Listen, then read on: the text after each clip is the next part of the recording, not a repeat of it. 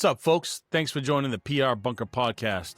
Pumped about the episode today with my man Aaron Strout, marketing extraordinaire, future author, longtime podcaster before it became cool, and this knucklehead launched his podcast. Has worked for big agencies, added zeros to revenue at the bottom of the Excel sheet. Awesome dude, good friend of mine. I've known him for quite some time. Has had an incredible career. Is on the second part of his journey, consulting, podcasting, writing books. Cool dude. And oh, by the way, he drops a couple names in this interview about people he's interviewing for his podcast. Somebody who is very approachable, that I'm honored and happy to have in my network for a variety of reasons. But I hope you enjoy this episode of the PR Bunker. Tune in, and as before, please subscribe, share, let people know about it. But check out the stuff that Aaron has to say about marketing, what's going on with A, and some other stuff. Really cool dude. Really just gets it. He's just one of those guys who just gets it. So thanks for tuning in, and enjoy the episode. What's up, folks? Thanks for tuning in to the PR Bunker podcast. Buddy of mine, Aaron, or Aaron, as we'd say here between friends, I've known for quite some time. His story is not aligned with mine in terms of the profession, but knows a ton about marketing, and our worlds collided because we have mutual friends, and frankly, the group that we belong to has been together for quite some time, between kids, when we had color in our beard and everything else. But Aaron Strout, the Stroutmeister, thanks for joining the PR Bunker podcast, my man. How you doing? It's good to be here, big guy D. I'm thrilled to be doing this. I have followed your career, ups and downs, all the great things you've done, the cool things, being on stage, interviewing people. Now you're doing a handful of new things in all your free time. But one question I always start out with my friends is just, tell me about yourself. Your Boston roots, your career. Give me the story. So there's always the short version and the long version. I'll try to give the shorter version, right? So born and raised in Maine, moved to Melrose, Mass when I was in third grade. Did two different stints in Melrose, went to UMass Amherst. I studied Russian studies. That's a story over a beer that I won't share. When I got done with grad school, also Russian studies, the Soviet Union had fallen apart. So things were in chaos. I leaned into something I'd learned from my dad, who was a computer programmer back in the 70s, believe it or not. And so when the World Wide Web became a thing, I sort of had some ideas on how to use it. I started a small direct marketing agency, helped them start to build websites and banner ads for clients, decided that they weren't going to get as far as fast as I would like. So I went to Fidelity Investments, did 9 years there, did two startups, ended up at an agency called Real Chemistry, ultimately the chief marketing officer of Real Chemistry. That took me up to the West Coast with a 6-year stop in Austin, Texas. And now I am semi-retired, but focused on podcasting, a new book, and my consultancy, which I think we'll talk more about in a minute. But that's my shortish version of the story. Love that. I mean, does anybody ever plan to go into marketing? Like, I was a business major, and I hated math, and it drove me to do my first co-op at the Globe writing about dead people and obituaries, and I found myself here. But Russian studies, holy shit, bro. Like, Russian studies and marketing, two different ball games. I mean, that's why. I tell people it's one of the most expensive history degrees I could have ever taken. But the version there is I loved languages. I took French starting literally in elementary school all the way up through high school. I knew that I was not going to major in French. And so I went to UMass, and when I was there, this is when Gorbachev was in power, and I was like, there could be some cool business opportunities down the road. So I started to do that, and then when I got done with UMass, I realized I needed more language and economics, et cetera. So I went to Georgetown, and that's, like I said, 91 is when the wheels fell off. And so went from learning out of history books to the newspapers, and it was just too chaotic by the time I got done in 92. So I leaned on my technology skills and, became a database developer for a short while, and then took that job at the direct marketing agency. Cool. Well, I would argue that marketing is a language, right? It's just learning other people's languages and getting the people they're trying to influence to understand what they're saying to take a call to action. And want to, spend the next couple minutes here kind of exploring your agency kind of marketing world. I mean, when we started in this business, social just became a thing and was owned by folks like us because we can be creative and can write. Fast forward to today, the agency world is much different than what it started in terms of who bought who, who's doing what services provided, what clients expect out of an agency partnership. So now that you've sort of closed that chapter of your book, pun intended, what's your assessment on where the agency world is and what clients are looking for? Kind of give me the Aaron Strout sort of 10,000 foot view. Well, I love that question, Don, because I think it's something that, one, there aren't that many people like us that sort of, make it through for 20, 30 years and come out on the other side to be able to tell the story. People either become lifers or they sort of burn out somewhere along the way. And it is interesting because I remember very distinctly the agency space back in Boston and New England in those days. I was part of an organization called Boston Interactive Media Association. This is back in I guess this is late 90s, early 2000s. Just a couple of years ago. Just a couple years ago. Yeah. Years ago. But, there were still a ton of independent, like mid-sized to larger independent agencies, like the Arnolds of the world. All of these have been gobbled up. And so you essentially have these 5, or 4 now mega companies like the Omnicoms of the world and the Havasas of the world. And then you have a lot of smaller entities. That was why Real Chemistry, which I came from, was one of the sort of unicorns in the fact that it was so big. It's, when I left, it was $3 billion, over 2,000 people, deep focus on healthcare. I will say, the biggest macro changes that I think I see is it does feel like it has become a little bit more of a sausage making process these days, where I know at Real Chemistry, when we used to go up against some of the bigger holdcos, they're like, look, you're smarter, you're better. We can tell that you've got the talent, but we need the global reach. And we need the fact that, they can do it for pennies on the dollar because they hire a million sort of younger, inexperienced people. So I think there was more quality and more focus back in the day. I'm sure everyone says that, it's like we used to walk 3 miles uphill on our hands in the snow, but yeah, barefoot, by the way. Barefoot, of course. Yeah, yes. Right.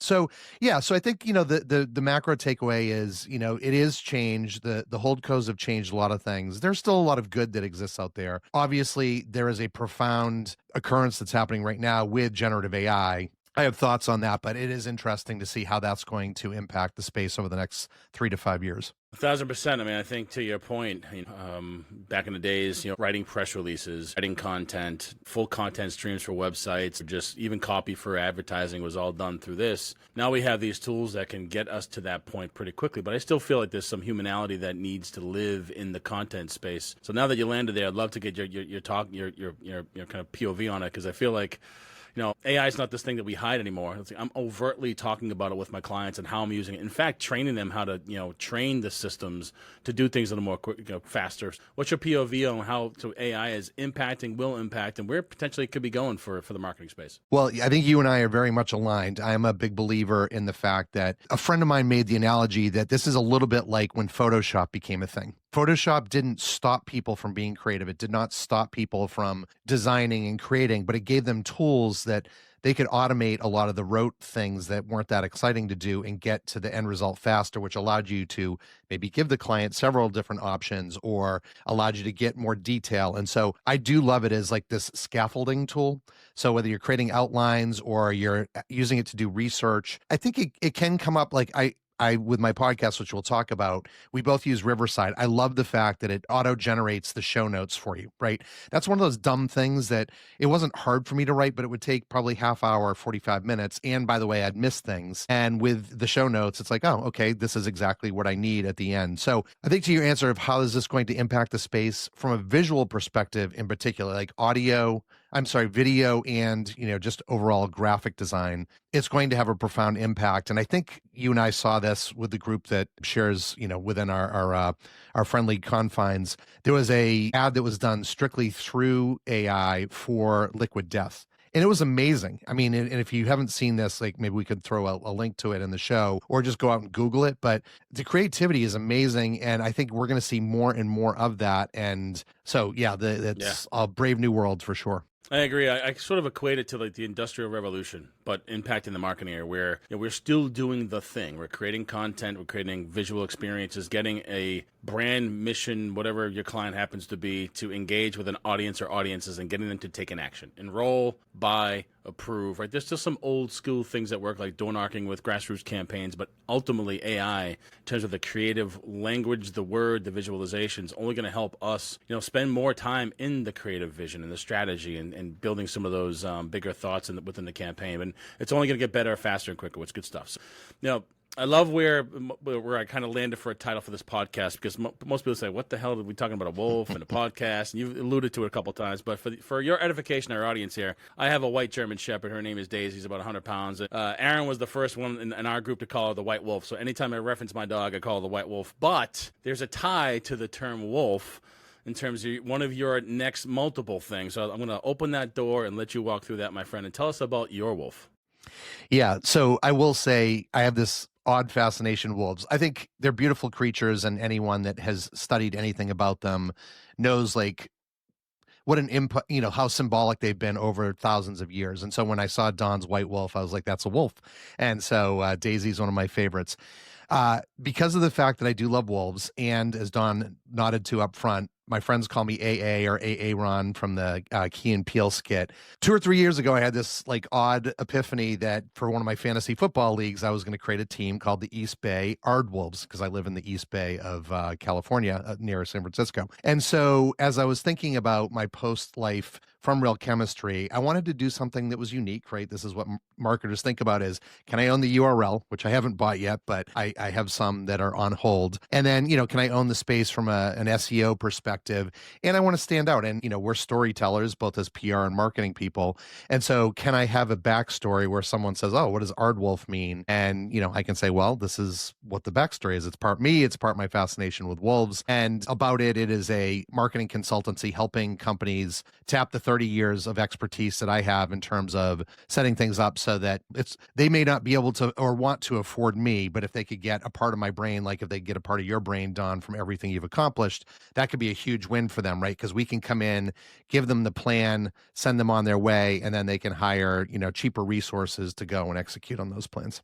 Absolutely. The particular types of clients you hope to engage with over the years? Yeah, there's a couple that I'm currently working with now. And so digital health has always been a space of mine that I find fascinating because it really brings that innovation, technology, and do-goodery of the world, right? So they're solving problems in innovative ways. So I'm doing a little bit of work with some right now. And then the other is smaller agencies. So I've had a bunch of people come to me to say, look, we're at where you were when you joined Real Chemistry. It was WCG at the time. We were 45 million. And you helped grow it to, as part of a team, of course, to a $3 billion entity. Like, how can we get some of that special sauce? And then, maybe some past clients or friends. There are a few friends I'm talking to about some projects, but really it's people that want that hard reset on the strategy. Maybe they want to focus on content creation, events, go-to-market strategy, things like that. But that's kind of where I'm playing. Love it. Love it. It's funny, the things that we learn over the years that you try to apply, and it comes so natural to folks like us because we've been around the block. And frankly, this is the moment in our lives where we have become our parents. And I'm never going to become my old man. And you and I have talked about this a long time because we have a shared experience in that regard. And I'm never going to do what my old man did. But I say the same shit all the time. And just that experience and the gray that we have in the beard is worth the $475 you pay an hour to talk to Aaron about hey, you're not going to do that because of this. And while the market changes, people change, technology changes, the principles of marketing and business in general will never change, right? It's all about the story and getting people. So I love where you've came up with the name, buying the AA Ron with the wolf, and then the work that you're gonna do there. Because I know for a fact that I've watched your career over the past decade plus go from one to another, and I know that there's going to be value for folks when they engage you. So good stuff. As part of all that, there's a reason why you've got this white thing hanging in front of your face. So I hear you're also launching a podcast as part of this quote unquote retirement phase, which is bullshit, by the way. So you're never going to retire. We don't plan on dying or retiring. So that's bullshit. But what's the podcast all about? Tell me about it. Yeah. So, and that's why I do put the word semi-retired in, because that gives me the out of I can work an hour a week or 40 hours a week, and it's whatever I want to do. And thank you for those kind words. It's been fun, watching your trajectory as well, and being able to compare notes on a regular basis, and having the benefit of being fellow podcasters, because I've been doing this for 20 years myself. This is, I believe, my 5th show. I've done some with Kyle in the past, who were buddies with Kyle Flaherty and others. I think you've had him as a guest. That's right. Shout out to Kyle. The premise of the show, it's called the Reaching Higher Podcast. And if you want to find it, you can either Google it or just go to reachinghigherpod.com. You can also find it on LinkedIn. And it's interviewing people who have influence. That might be a CEO. It might be a TikToker. It might be a musician, an actor. I've had some pretty cool guests on already. I have an interview with Al Roker tomorrow from the Today Show. But it's not focusing on what got there. So it's not, Al, you're on the Today Show. We'll talk a little bit about that. It's talking about the societal good that they're doing. And so I had Mallory McMurrow, right, who's a state senator from Michigan. She's running for U.S. Senate, and she's written a book, and it's called Hate Won't Win. And she's all about bringing normalcy back to, and civility back to politics. And she's doing an amazing job at it. So it's really getting these people, finding people that could be laying on a beach. Jerry Zucker, who is the director of Airplane and Ghost and Ruthless People. And instead they're choosing to really focus on doing things that are helping society move forward. And they're about a half hour. They're across all the major platforms. You can also see the videos on YouTube. So I've really liked it so far. I've only been at it for this version for about 5 weeks, but I see good things Love it. coming down the pipeline. Well, as somebody who has learned over the years that I can still do good work with good people, with good clients, and still make money and have the lifestyle I have, I've landed on a mission-driven, impact-focused place with all my clients are impacting the lives of other people in some way, shape, or form positively. And I bring people on this podcast that are all also basically doing the same. So I appreciate that narrative. And I do have to lean in on the podcast for a second, though. Like, you've done this multiple times over. What do you love about it? What do you hate about it? What's the easiest thing to do? What's the hardest thing to do? And I ask that question because people say, I can't do a podcast. Bullshit. It's not hard to do. Turn on the camera, start talking. Like, you've learned some things about podcasting. What's like 2 or 3 tips you give to somebody who wants to start a podcast? Well, it's interesting you mentioned that because I actually talked to a gentleman yesterday who I said to him, I don't recommend doing podcasts to everyone because I feel like most people are not good at them and most of them do not have a differentiated POV. He happened to be in a very niche space, and based on his life's work, I felt like it was appropriate. So a few of the things that I talked to him about is do a lot of prep work. I really try to dive deep. I mean, obviously you have the luxury of knowing me and seeing all my thoughts on an almost daily basis. So that helps with the cheat. Sure does. I had the benefit of a lot of my guests have already written books, and so I listen to their books or read their books ahead of time, which helps. So I think that one of the things that I hated up front that I've gotten really used to is I listen to all of my podcasts after the fact. And one, it's hard to get used to the sound of your voice. But two, one of the things I realized that I was doing that I really did not like about my format was if you're not doing deep listening, which is tricky, by the way, because as you're trying to ask questions,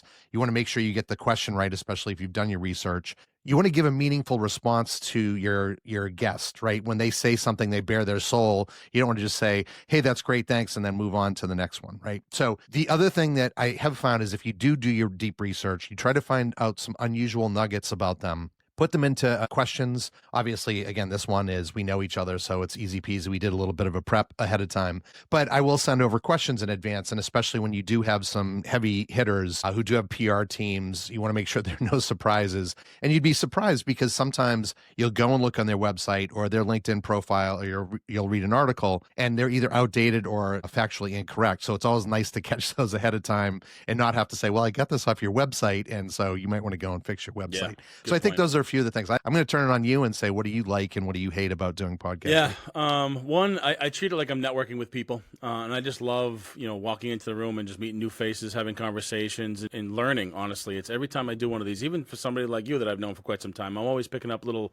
tidbits I can apply to my profession or my podcast. What I hate about it is just the scheduling, right? Just trying to find the time to make it work because, that's a bit of a pain in the ass. And the other side is the monotony of the marketing and continue to push out the content so people get here.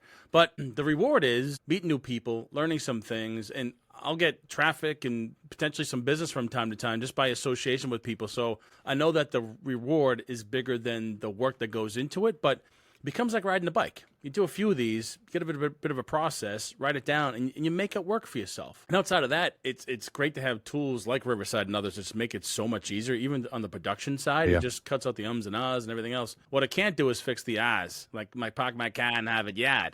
I don't know why we'd want to fix the ahs because that's one of the beauties of our Boston accent. It is, but when I have captions in the video, it's like the PIA Bunka. It's PIABUKNAH or whatever it happens to be. But I can't wait. Obviously you have a stack of folks on that podcast, which is pretty interesting. So I do encourage people to check it out and subscribe and everything else. But and clearly, the other corner of your triangle between your consultancy, the podcast, is your writing, and not just writing memoirs to kind of bug your kids and wives and everything, but you're writing a book, which is pretty cool.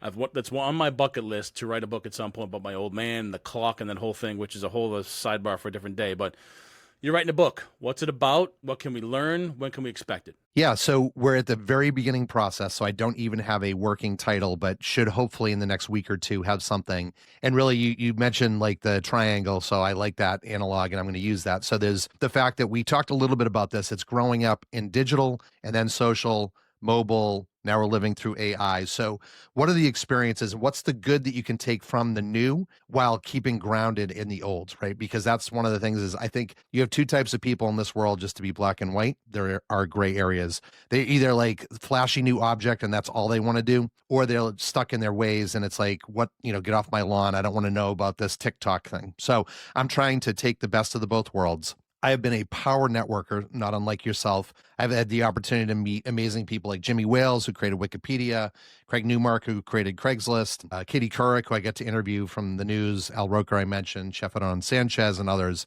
And so I use it as an opportunity, not only to network, but also to make myself smarter. It's like my own masterclass, right? So I love that aspect of it. And then the last is this concept of sort of being kind relentlessly. And I was talking with someone yesterday, and the idea is it's picking up the paper when no one else is looking and throwing it away, and not doing it because you're trying to be, a kiss ass, but you're doing it because you know it's the right thing to do. And I've always, with my teams, with my clients, with people, guests, I always try to thank them and be gracious. I wish people happy birthdays privately. I send them a little video.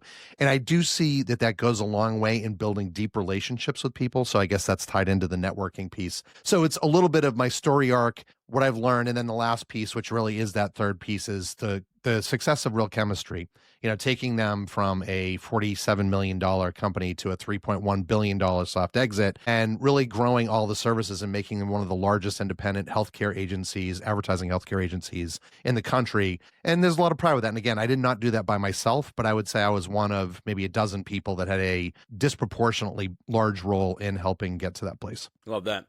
When you ask when is it going to be out, six-ish months. At the minimum, South by Southwest next March, but maybe a little before that. Got it. You've been to a couple of those shows, right, over the years? 1 or 18, 1 or 2, yeah. So my next sort of transition here, it ties to the entire thing. I've been toying with this concept of like a professional crescendo. Not that it comes down the other side, but like we've learned some things. We've gone through the 300 yards of stink pipe like Andy Dufresne and Shawshank Redemption and came clean on the other side. So your consultancy, your podcast, the book is a crescendo of the things you've learned, the experience, the good, the bad, the ugly. You were studying Russian back in college, right? I'm sure you could never envision that your crescendo would lead you to this particular place. But if you were to go back and speak to the 25-year-old, 23-year-old Aaron Strout, what would you tell him? Well, I love this question, and it's one that I think good podcasters or good interviewers ask, because it does provide some deep insight, right, as to how could I help myself. So one would be network faster and do more of it, because I think that while I got to a great place, I wish I had done it sooner. I wish that I had maybe taken some more risks along the way. I was risk averse for the first 6 holes of my 18 holes on the course, and probably could have done more bigger and bolder things. But again, I ended up in a good place. And I guess, from a nostalgic perspective, and this is personal versus not, I know you lost your dad. I've lost both my mom and dad. And I don't think I took advantage of, especially in the later years, spending as much time and effort with them. They were on the other coast, and I had my own family, and I got busy out here. And so I do look back and wish that even though I had a great relationship with them, I had invested a little bit more in that in the long run. Yeah, I hear you 1,000% on that. And you bastard, because you just stole my last question. Well, second to last question, really. Because one of the things I always love talking about is like, a buddy of mine asked me the other day, is like, man, if you could spend 10 grand on anything, what would it be? There are people, I'd buy this, and I was like, I'd spend 10 grand for like one more fishing exhibition with my old man.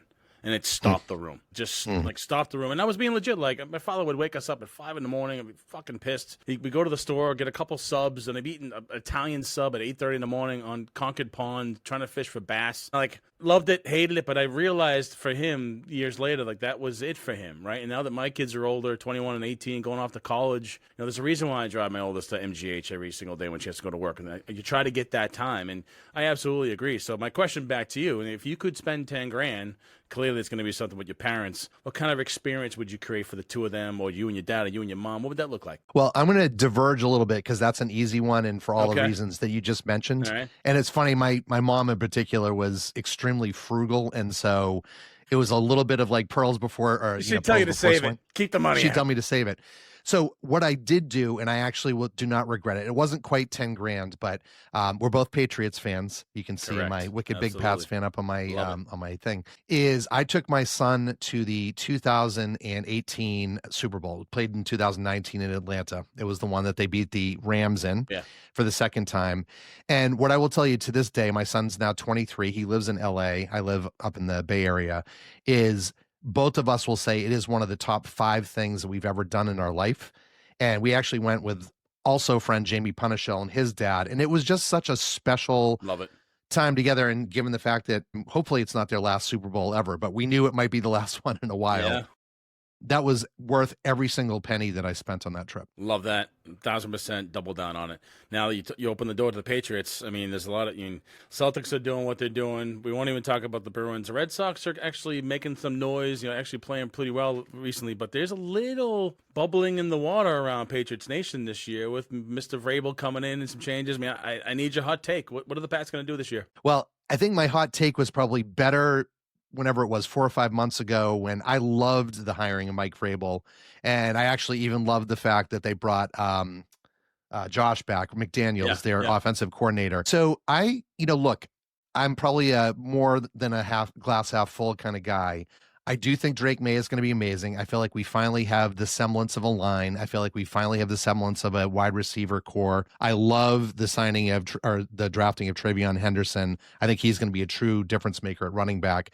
And I think they have a chance at having an elite defense. They really have a couple of great corners. They have a stout line. So my take on them is they'll probably win 8 or 9. I think they could probably win 9 or 10, and a lot of that has to do with them having the second easiest schedule in the league this year. But having an adult in the room in Vrabel and good coaches around Doug Marrone coaching the line, I'm very excited about this season. I am also bullish on them. I'm thinking 10. Maybe 11 wins. I mean, I think the Jets are horrible. I think Miami can't find their own shoes, and the Bills are just the Bills, right? I mean, Bills will probably take the AFC East, but they could be had, and I think they're just, Mahomes is just swimming in their head for a long time. So it's going to be interesting to see how it all plays out. Well, good stuff. So we covered the podcast, we covered your business, we covered family. Love this conversation. These are the best kind of podcasts. Again, if I were to teach myself how to do this earlier, I would have actually been podcasting probably before it even became a thing, because I just love the engagement, love the conversation. So totally. Before we wrap up here, where can people find your stuff? Where should we direct people to connect with you? Yeah, I appreciate you asking. So the easiest way is I do a lot these days on LinkedIn. And so it's just LinkedIn, /in/Aaron Strout, AARONSTROUT. Also on Instagram, that's a little bit more on my creative side. Both me personally, it's Aaron Strout, and then the Reaching Higher Pod, which I'm starting to get some traction on. I share little clips, video clips or audio clips from the show. And then I do have the Reaching Higher Pod, just like it sounds.com. And that's where you can go and you can find the show on any of the platforms you want, as well as my other social platforms. So love it. Love it. Let me ask you one last question. Anybody that you had lined up for your podcast over the years, you were kind of nervous of interviewing? What's funny is I definitely was nervous about the Katie Couric interview, but going way back to the beginning, and actually just read an article as I was doing some research for my new book on, what was I talking about 20 years ago? And it was with Michael Arrington, who founded TechCrunch. I think he was maybe my third or fourth podcast interview I ever did, and really the first big one that I ever did. And he was a little bit of a prick. And I met him at one of their events and got this lined up, and it was over the phone. And I remember getting 25 seconds in, and he said, "Aaron, can we stop for a second?" I said, "Okay, sure." And he said, "Let's just take a breath. You're a guy, I'm a guy. We're just having a conversation here. I know that you're probably a little bit nervous, but you don't need to be." And we went on and had a great conversation. It taught me something tremendous, which was it's always just a guy or it's always just a woman, and you don't need to be nervous. And most people, for the most part, are pretty cool. So yeah, that was definitely when I was nervous. It showed. And then Katie, I was a little nervous, but she immediately set my mind at ease. Yeah, I mean, there's a little bit of that starstruck kind of action, right? But at the same time, you're right. They're just people that have jobs. They just happen to be on TV or wear helmets and pads going to work. But love that. And for me, I've always enjoyed the interview process, even going back to when I was interviewing politicians at the State House and other folks that wore really expensive suits, and I'm in front of them with a T-shirt and jeans and a notepad and a pencil because I'm a reporter at the Globe. And you just realize you're just trying to get a story, tell a story, and help people, get their narrative out there in some way, shape, or form. And I feel like the podcast platform in general has really had a resurgence over the years. I mean, more so than I think the first time around. And I think it's big on the fact that technology, AI, accessibility, and the ability to market this thing in a variety of ways. So you're not relying on the traditional media, if you will, to get your story out. But to your point, it's not like turning on the microphone and getting a camera, but there's some nuance to it. So one, I appreciate your hustle in your second, third, fourth, ninth career, whatever career you're in, semi-retired. One of those, yeah. One of those kind of things. But appreciate you joining me today on the PR Bunker Podcast. People, please follow Aaron. Check out his podcast. You'll grab his book when it does come out in 6 to 9 months, whenever it happens to be.